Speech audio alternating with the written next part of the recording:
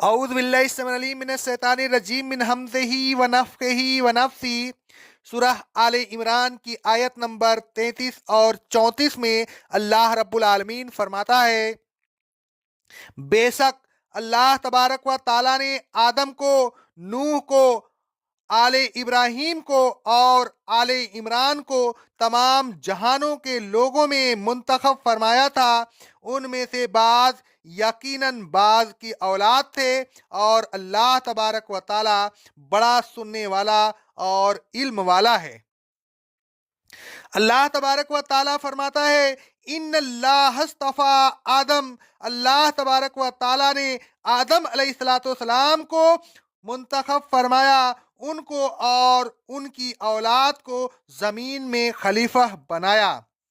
اللہ تبارک و تعالیٰ فرماتا ہے سورہ بقرہ کی آیت نمبر 30 میں زمین میں ایک خلیفہ بنانے والا ہوں۔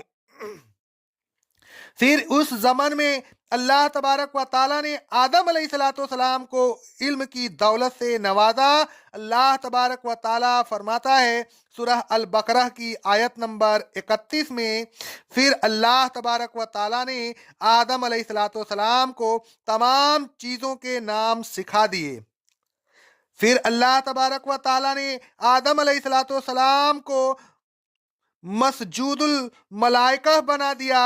اللہ تبارک و تعالیٰ فرماتا ہے سورہ القحف کی آیت نمبر 50 میں، اور اے رسول صلی اللہ علیہ وسلم، وہ وقت یاد کیجئے جب ہم نے فرشتوں سے اور ابلیس سے کہا آدم کو سجدہ کرو، تو سب نے سجدہ کیا سوائے ابلیس کے۔ اللہ تبارک و تعالیٰ نے ان کو جنت میں رہنے کی جگہ دی۔ اللہ تبارک و تعالیٰ فرماتا ہے سورہ آل اعراف کی آیت نمبر 19 میں، اور اے آدم، تم اور تمہاری بیوی جنت میں رہو، پھر اس میں جہاں سے تمہارا جی چاہے کھاؤ پیو۔ اللہ تبارک و تعالیٰ نے آدم علیہ السلام کو اپنے ہاتھ سے بنایا۔ اللہ تبارک و تعالیٰ فرماتا ہے سورہ سعد کی آیت نمبر 75 میں، اللہ تبارک و تعالیٰ نے فرمایا، اے ابلیس، جس انسان کو میں نے اپنے ہاتھوں سے بنایا، اس کو سجدہ کرنے سے کون سی چیز تجھے مانے ہوئی؟ اللہ تبارک و تعالیٰ نے آدم علیہ السلام کی اولاد کو بزرگی عطا فرمائی۔ اللہ تبارک و تعالیٰ فرماتا ہے سورہ بنی اسرائیل کی آیت نمبر 70 میں، اور اے لوگوں، یہ ہمارا کتنا بڑا احسان ہے کہ ہم نے بنی آدم کو عزت بخشی۔ رسول اللہ صلی اللہ علیہ وسلم فرماتے ہیں کہ قیامت کے دن اہل محشر آدم علیہ السلام کو اس طرح خطاب کریں گے۔ صحیح بخاری اور صحیح مسلم کی حدیث ہے، آپ تمام انسانوں کے باپ ہیں۔ اللہ تبارک و تعالیٰ نے آپ کو اپنے ہاتھ سے بنایا۔ آپ کے جسم میں اللہ تبارک و تعالیٰ نے اپنی روح پھونکی۔ اللہ تبارک و تعالیٰ نے فرشتوں کو حکم دیا کہ آپ کو سجدہ کریں، انہوں نے آپ کو سجدہ کیا، اور اللہ تبارک و تعالیٰ نے آپ کو جنت میں رہنے کی جگہ دی اور آپ کو تمام چیزوں کے نام سکھائے۔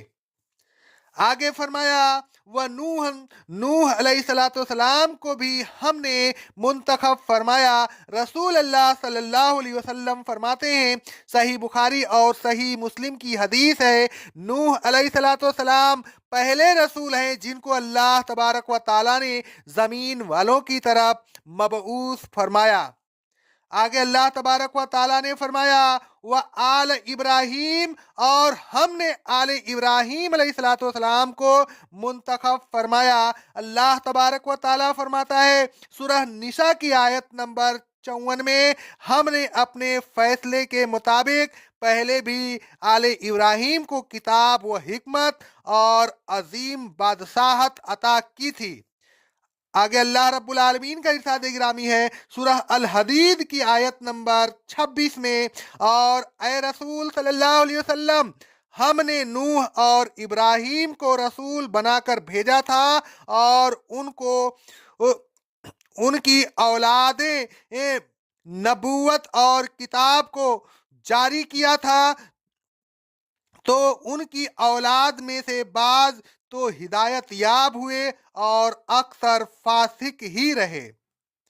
आगे अल्लाह रब्बुल आलमीन ने फरमाया, व आल इमरान अलल आलमीन, अल्लाह तबारक व ताला ने आले इमरान को भी मुंतखब फरमाया, यानी आले इब्राहिम और आले इमरान को तमाम जहानों के लोगों में से चुन लिया और उन खानदानों में से अंबिया अलैहिस्सलातु वस्सलाम को मबूस फरमाया।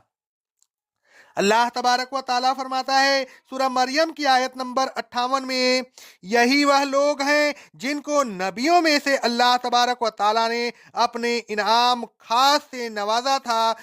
यह लोग औलाद आदम में से थे और जिनको हमने नूह के साथ कश्ती में सवार किया था उनकी औलाद में से थे, और इब्राहिम अलैहिस्सलातु वस्सलाम और इसराइल की औलाद में से थे।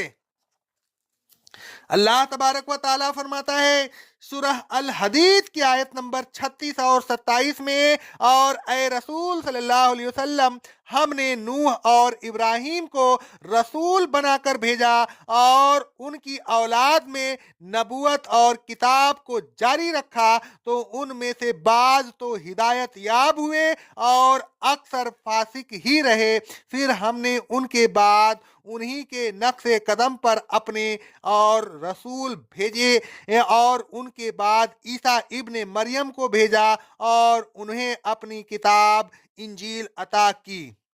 अलगर्ज अल्लाह तबारक व ताला ने अपनी नबूवत और रिसालत के लिए आदम अलैहिस्सलाम और उनकी औलाद नूह अलैहिस्सलाम और उनकी औलाद इब्राहिम अलैहिस्सलाम और उनकी औलाद और इमरान की औलाद को मुंतखब फरमाया। तमाम अंबिया अलैहिस्सलाम आदम अलैहिस्सलाम की औलाद हैं। उनकी औलाद में नूह अलैहिस्सलाम पहले रसूल हैं, फिर नबूवत नूह अलैहिस्सलाम की औलाद में जारी रही।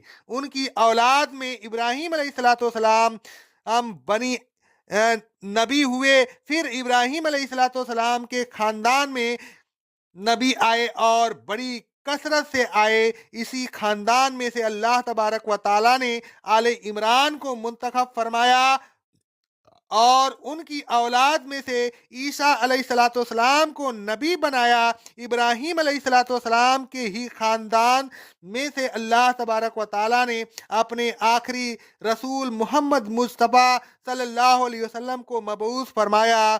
ज़ुर्रियतुन बाज़ुहा मिन बाज़, यह नबी सब एक दूसरे की औलाद थे। ईसा अलैहिस्सलाम इब्राहिम अलैहिस्सलाम की औलाद थे, इब्राहिम अलैहिस्सलाम नूह अलैहिस्सलाम की औलाद थे और नूह अलैहिस्सलाम आदम अलैहिस्सलाम की औलाद थे। वल्लाहु समीउन अलीम, अल्लाह तबारक व ताला बहुत सुनने वाला और बहुत जानने वाला है। अल्लाह तबारक व ताला ने इब्राहिम अलैहिस्सलाम के खानदान को पहले ही इन नबूवत के लिए चुन लिया, तो अब अगर उनके खानदान में से अल्लाह तबारक व ताला ने अपने आखिरी नबी को मबऊस फरमाया, तो आखिर उसमें कौन सी ताज्जुब की बात है। अहले किताब और तमाम मुशरिकीन अरब को चाहिए कि अब उस आखिरी नबी पर ईमान ले आए, हिले और बहाने न बनाए, इसके खिलाफ किसी किस्म की साजिश और सरगोशी न करें। उनकी साजिश और सरगोशी अल्लाह तबारक व ताला से मख्फी नहीं रह सकती।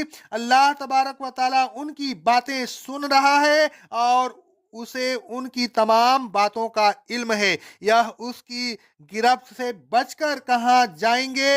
एक दिन आएगा कि वह उन लोगों को उनके आमाल की सजा देगा। ऐ लोगों, इब्राहिम अलैहिस्सलाम के खानदान में नबी आते रहे हैं और अब उन्हीं के खानदान में अल्लाह तबारक व ताला के आखिरी रसूल मोहम्मद मुस्तफ़ा सल्लल्लाहु अलैहि वसल्लम आ गए हैं। उन पर ईमान लाइए, उनकी इताअत और पैरवी कीजिए ताकि आप हिदायत याब हो जाएं। अल्लाह तबारक व ताला फरमाता है सूरह अन-नूर की आयत नंबर 54 में, और अगर तुम रसूल की इताअत करोगे तो हिदायत पर चलकर मंजिले मकसूद पर पहुंच जाओगे और उनकी पैरवी।